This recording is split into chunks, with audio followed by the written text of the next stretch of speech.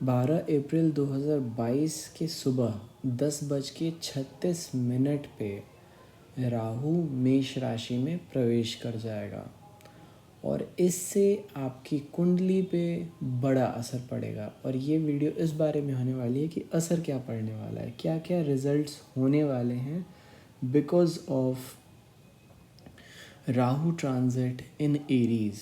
राहु का मेष राशि में जाने के वजह से क्या क्या इम्पैक्ट होने वाले हैं, ये वीडियो उस बारे में है। जहाँ तक हम राहु को जानते हैं, Rahu is the highest point in the elliptical plane, जहाँ से जो हमारा चंद्रमा है, मून, दैट गोज़ अपवर्ड्स।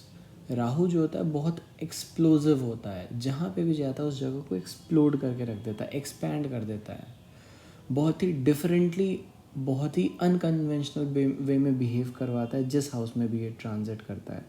तो अभी फ़िलहाल ये टॉरस में ट्रांजिट कर रहा है, वृषभ राशि, जो कि धरती तत्व की पहली राशि बनती है, उसमें भी ये कृतिका में ट्रांजिट कर रहा है और अब एरीज़ में जाएगा। तो एरीज़ जो होता है वो अराइवल की राशि होती है। अग्नि तत्व की पहली राशि होने का मतलब है जो किरण सूर्य से निकल के धरती पे आई तो धरती पे हिट करती है, धरती को धक्का देती है, पुश करती है। इसका रिप्रेजेंटेशन भेड़, जो भेड़ का सर होता है, इसका रिप्रेजेंटेशन होता है एरीज़। तो एरीज़ को आप देखो तो रैम होता है जो कि हिट करता है।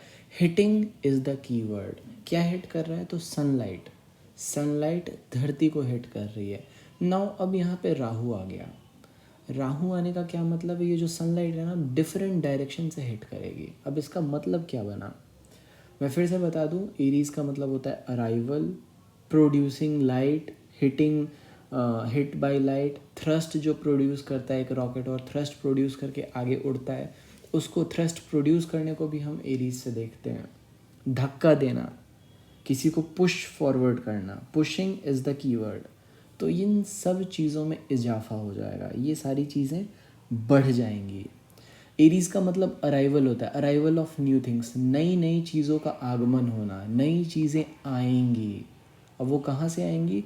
तो वो स्पेस से आएंगी। क्यों? क्योंकि सनलाइट ट्रैवल्स थ्रू स्पेस, और कि राहु आ रहा है यहाँ पे। तो राहु विल मेक श्योर कि something arrives on earth through space. अब वो मीटियोराइट भी हो सकते हैं, वो सैटेलाइट्स भी हो सकते हैं, और वो एलियंस भी हो सकते हैं, कुछ भी हो सकते हैं, लेकिन अराइवल इज़ द कीवर्ड। आ रहा है और अर्थ को हिट कर रहा है, तो ज़्यादातर चांसेस हैं कि जो उल्का पिंड होते हैं उनका अर्थ को हिट करना बढ़ जाए। दूसरी चीज़, जो सैटेलाइट्स होते हैं जो हमारे वायुमंडल में, तो सैटेलाइट्स गिरना स्टार्ट हो जाएं। इंटरनेशनल स्पेस स्टेशन, इसमें कुछ खराबी आ जाए।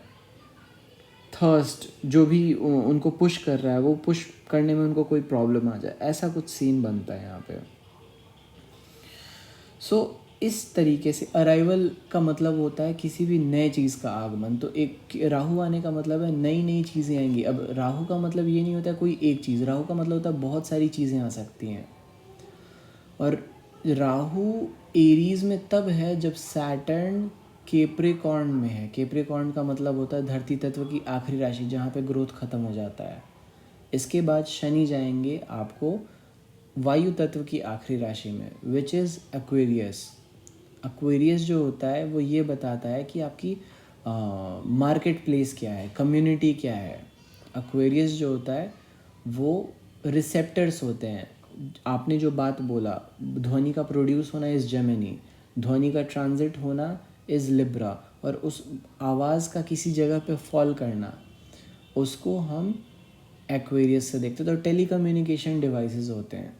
तो टेली कम्युनिकेशन डिवाइसेस का न्यू अराइवल, जब सैटर्न एक्वेरियस में जाएगा और राहु एरीज में रहेगा, तो टेली कम्युनिकेशन डिवाइसेस, नए नए टाइप के टेली कम्युनिकेशन डिवाइसेस आएंगे। टेली कम्युनिकेशन इंडस्ट्री का रिवॉल्यूशन होने जा रहा है। एक बात मैं फिर से बता दूं कि राहु को अकेले मत देखो, आप ओवरऑल सारे ग्रहों को देखो कि कौन कहाँ पे क्या कर रहा है, तब आपको पता चलेगा कि ओवरऑल पिक्चर क्या है। मैंने अभी सिर्फ 2 ग्रह डिस्कस किए, यहाँ पे राहु और सैटर्न को डिस्कस किया। जुपिटर को भी अगर मैं डिस्कस करता हूँ तो एक अलग पिक्चर बनती है। बट अभी फॉर नाउ आपको सिर्फ ये मानना है कि अराइवल हो रहा है किसका? तो एक्वेरियस का। अराइवल क्यों? क्योंकि एरीज है। एक्वेरियस क्यों? क्योंकि सैटर्न एक्वेरियस में ट्रांजिट करेगा। तो एक्वेरियस से रिलेटेड चीज़ें अराइव करेंगी। अब आपको ये फिगर आउट करना है कि जो कुंभ राशि है वो क्या क्या बताती है। तो वायु तत्व की आखिरी राशि होने का मतलब है मार्केट प्लेस। आप कहाँ पे जाके सामान खरीदते हो? तो नए नए मार्केट्स डेवलप होंगे। स्टॉक मार्केट में मेजर कोलैप्स देखने को मिलेगा आपको। क्रिप्टो करेंसी जो एरीज है वो अराइवल बताता है। मार्केट, एक्वेरियस का मतलब मार्केट, तो arrival of new markets. Saturn किसी भी राशि को स्लो डाउन कर देता तो मार्केट में स्लो डाउन हो जाएगा जैसे ही सैटर्न मूव करेगा। बट फॉर नाउ अप्रैल तक 12 अप्रैल को राहु ट्रांजिट कर रहा है और कुछ ही दिन के बाद सैटर्न ट्रांजिट कर जाएगा। तो कैप्रिकॉर्न का हिसाब तो ख़त्म है। अब मैंने अपने प्रीवियस वीडियोस में एक्सप्लेन किया है वर्ल्ड वॉर 3 के बारे में, टोंगा ब्लास्ट हुआ था, वोल्केनिक इरप्शंस हुए थे, इन सारे के बारे में मैंने अपने प्रीवियस वीडियोस में कवर किया था। अब क्या होने जा रहा है? तो market will collapse, new market will rise. Aquarius जो होता है वो बड़े बड़े ग्रुप्स होते हैं जहाँ पे आप जाके शांत फील करते हो। तो नए नए कम्युनिटी का राइज होना, रिलीजन, न्यू रिलीजन का राइज होना, rise of the new religion is on the horizon. ये किसी समय भी हो सकता है। लेकिन एरीज का मतलब हो गया अराइवल। अराइवल कौन करा रहा है? तो राहु करा रहा है। Spread movement, quick arrival. किस चीज़ का? तो मार्केट का। एक्वेरियस से रिलेटेड सारी चीज़ें अराइव होंगी। सो ये कुछ मैं कंफ्यूज नहीं करना चाहूँगा आपको। मैं फिर से एक लाइन में आपको बता दूँ कि जो हमारा एक्वेरियस है ये वायु तत्व की आखिरी राशि होने का मतलब ये होता है कि जहाँ पे आपका लास्ट रिजॉर्ट है। ये वो कॉमन बिलीफ होता है जो आप शेयर करते हो मासेस में। लोगों को कॉमन चीज़ें पता होती हैं। जैसे स्टेडियम हो गया, स्टेडियम में लोग जाके बैठते हैं तो स्टेडियम इज़ एक्वेरियस। बारिश होती है, बारिश इज़ एक्वेरियस। सिम कार्ड्स हो गई। स्वार्म ऑफ ड्रोन्स, ड्रोन्स के बारे में मैं बताना भूल गया। एरीज जो है वो होती है आपको अग्नि तत्व की पहली राशि। तो any movement in space is seen from Aries. तो ये जो स्टेडियम है ना, अब मान के चलो ये स्टेडियम स्पेस में मूव कर रहा है, ये रिसीवर जो है ना ये स्पेस में मूव कर रहा है। तो अभी बहुत ही बड़े पैमाने पे आईटी इंडस्ट्री का ट्रांसफॉर्मेशन होने जा रहा है and it is for the better.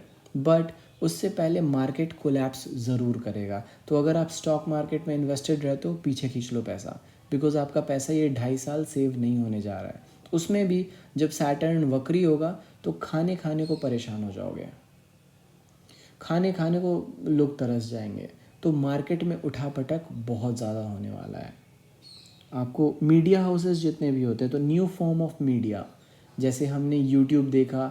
अच्छा एक चीज़ मैं बता दूं, जितने भी जोमेटो, स्विगी, अमेज़ॉन, ये सब जो ऐप्स होते हैं ये भी एक्वेरियस से देखे जाते हैं। और एरीज में राहु आने का मतलब है new app will come, new social media will come. तो सोशल मीडिया जो है, नए नए सोशल मीडिया अराइव होने जा रहे हैं। जैसे 2004 में फेसबुक आया था वैसे ही 2022 में new form of social media आने जा रहा है। यू शुड बी वेरी, मैं मेटावर्स की बात नहीं कर रहा हूँ, मेटावर्स के अलावा भी आ सकते हैं सोशल मीडियाज़। तो सोशल मीडिया का राइज होना, क्यों? Social media is Aquarius, Aries का मतलब है अराइवल।